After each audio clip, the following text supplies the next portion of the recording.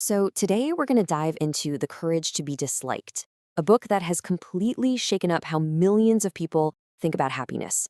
It's a deep look into the psychology of Alfred Adler, who, was one of the big three with Freud and Jung. And it offers a path to freedom that is as simple as it is, well, radical. Let's just start with the question that's right at the heart of this whole thing and take a second to really think about it. Are you living for yourself, or are you living for the approval of other people? According to Adlerian psychology, your answer to that question is pretty much the key to unlocking your own freedom. Here's one of the core ideas from the philosopher in the book. All the chaos, the struggle we feel, it's not actually coming from the outside world, it's coming from us. We're the ones seeing the world through our own subjective lens. And if we can just change that lens, we can literally change our reality. All right, so let's tackle the first big myth this book just blows apart. And it's this incredibly common belief that our past, our traumas, our experiences, that's what controls who we are today. Okay, so this table really shows the huge difference in thinking. On one side, you've got etiology, that's the Freudian view. It basically says your past causes your present. You are who you are because of what happened to you. But on the other side, you've got Adler's teleology, which says no, we're not driven by past causes. We're actually pulled forward by our present goals. Your life isn't set in stone by your history. It's determined by the purpose you choose for yourself right now. Adler himself put it perfectly. Now, he's not saying that terrible things don't happen. Of course they do. But what he's arguing is that those experiences don't have any objective power over us. We are the ones who decide what meaning to give them. We use our past like raw material to build a life that serves the goals we have today. So here's the crucial takeaway. Your power is always in the present moment. It's the freedom to choose your interpretation, to decide what your past means to you today. This is a total flip from seeing yourself as just a product of what happened to you, to seeing yourself as the creator of your present. Now for the second myth. We usually think our anxieties, our insecurities, all those feelings of inferiority, we think they're these deeply personal battles happening inside our own heads. But Adler flips this idea completely on its head.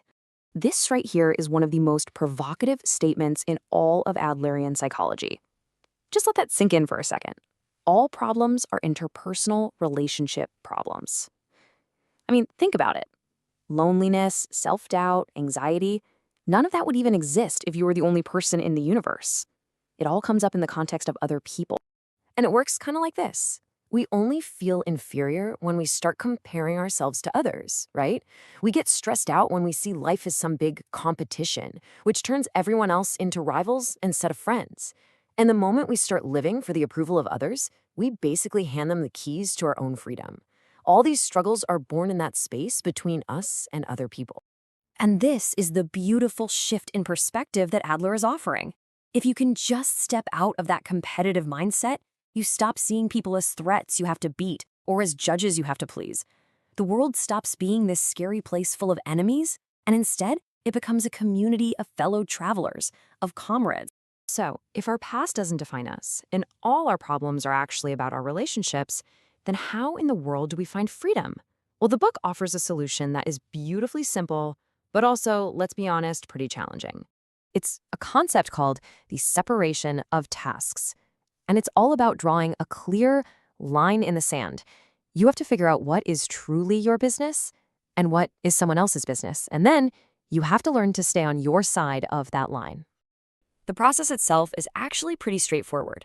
Whenever you're feeling worried or anxious, just ask yourself, whose task is this? So for example, let's say your friend is unhappy with your career choice. Okay, your task is to choose the path that you feel is right for you. Your friend's task is to manage their own feelings about your choice. It is not your task to make them happy with your decision. By focusing only on what's yours, you become free from the weight of their expectations.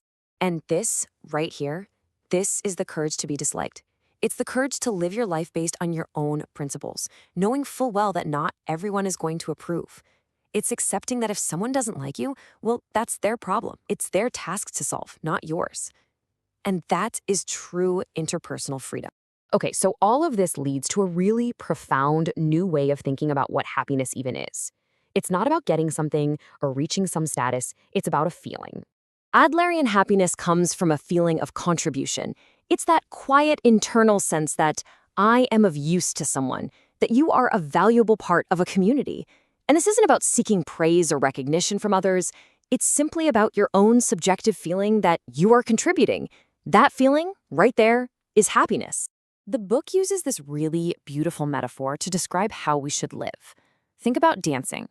The point of dancing isn't to get to a specific spot on the floor, right? The point is the dance itself, the movement in each and every moment.